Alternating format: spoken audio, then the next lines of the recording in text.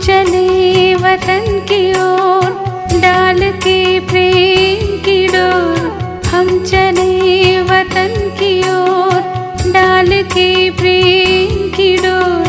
बाबा खींच रहा है आज सहज ही अपनी ओर। हम चले वतन की ओर।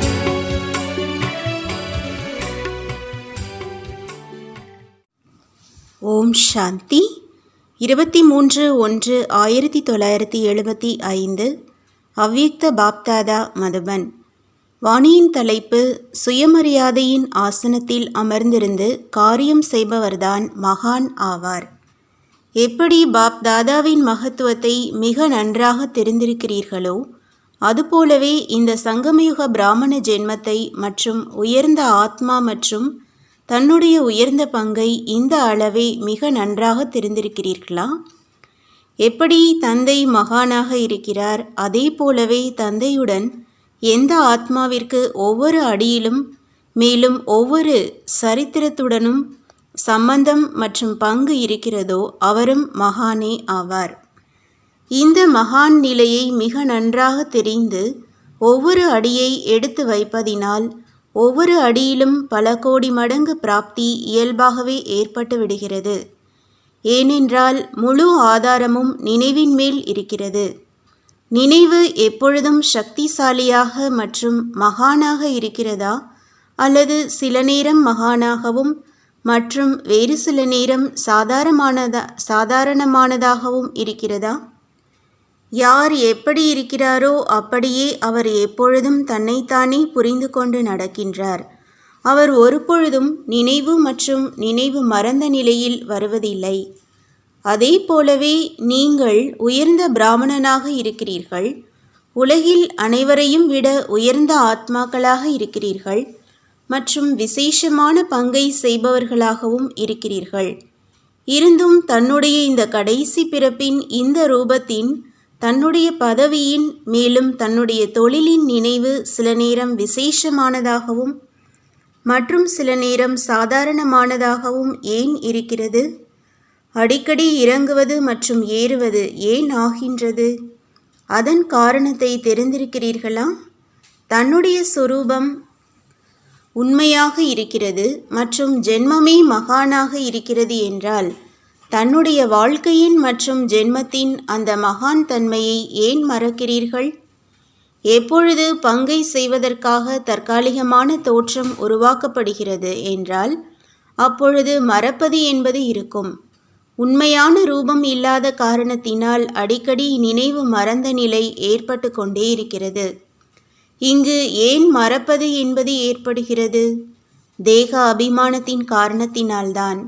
தேக அபிமானம் ஏன் வருகிறது? இந்த அனைத்து காரணங்களையும் வெகு காலமாக தெரிந்திருக்கிறீர்கள் இல்லையா? தெரிந்திருந்த போதிலும் நிவாரணம் செய்ய முடிவதில்லை. இதற்கான காரணம் சக்தியின் குறைவு அல்லது திடத்தன்மை இல்லை. இதையும் வெகு காலமாக தெரிந்திருக்கிறீர்கள். இருந்தும் ஏன் நிவாரணம் செய்ய முடிவதில்லை?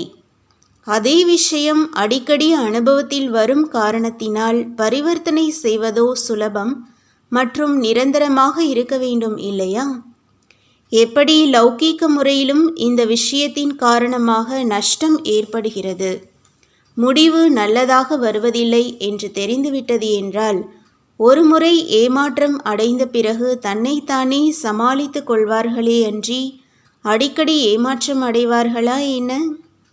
தேக அபிமானத்தின் காரணமாக மற்றும் எந்த ஒரு பலகீனத்தின் வசம் ஆவதினால் விளைவாக என்னவாகும்? இந்த விஷயத்தின் அனுபவியாக அநேக தடவைகள் ஆகியிருக்கிறீர்கள். அனுபவி ஆன பிறகும் ஏமாற்றம் அடைகிறீர்கள் என்றால் அந்த மாதிரியானவரை என்னவென்று கூறுவது? இதிலிருந்து தன்னுடைய மகான் நிலையை தானே தெரிந்து எப்பொழுதும் நடந்து கொள்வதில்லை என்பது நிரூபணம் ஆகின்றது. தன்னுடைய மகான் தன்மையை ஏன் மறக்கிறீர்கள்? காரணம் என்ன? ஏனென்றால் விக்ன விநாசக் அனைத்து சூழ்நிலைகளையும் அகற்றக்கூடியவர், சுயநிலை மற்றும் பதவியின் உயர்ந்த ஸ்தானம் மற்றும் ஸ்வமானத்தின் இருக்கையாக பாப்தாதா சங்கமயுகத்தில் என்ன கொடுத்திருக்கிறாரோ அந்த இருக்கையில் ஏன் அமர்ந்து கொள்வதில்லை? தன்னுடைய இருக்கையை விட்டுவிட்டு அடிக்கடி கீழே வந்து விடுகிறீர்கள். இருக்கையில் இருப்பதினால் சுய கௌரவத்தின் நினைவு தானாகவே இருக்கின்றது.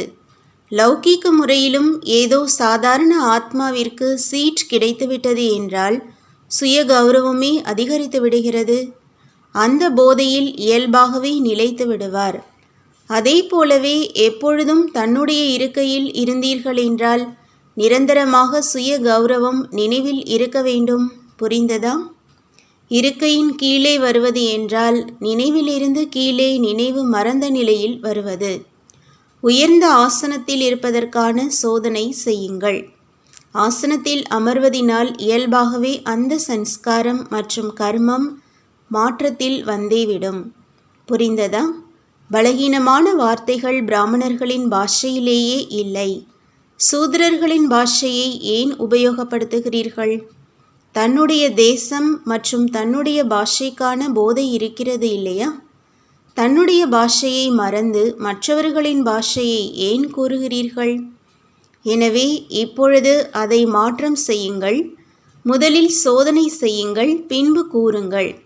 சீட்டில் செட்டாகிக் கொண்டே பிறகு எண்ணத்தை உருவாக்குங்கள். பிறகு காரியம் செய்யுங்கள்.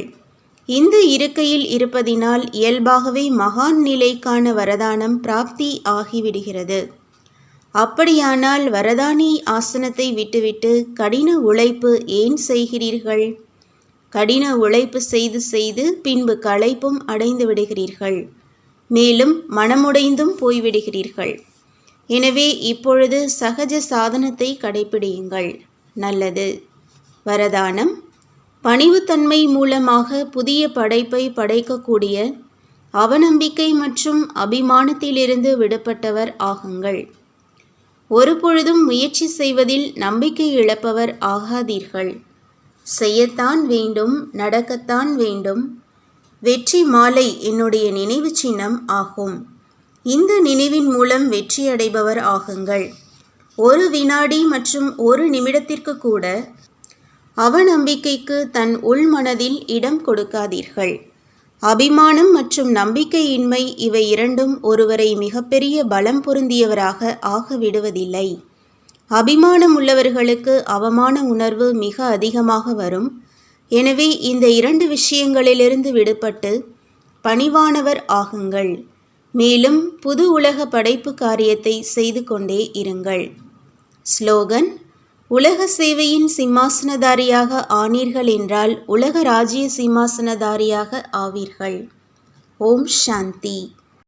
तुम बच्चों को तो सर्विस करनी है, जो बाबा कहते हैं सबको ये बताओ कि देखो तुम्हारा एम एंड ऑब्जेक्ट ये है, एक गीता है बढ़िया, ये राजयोग है ना बच्चे।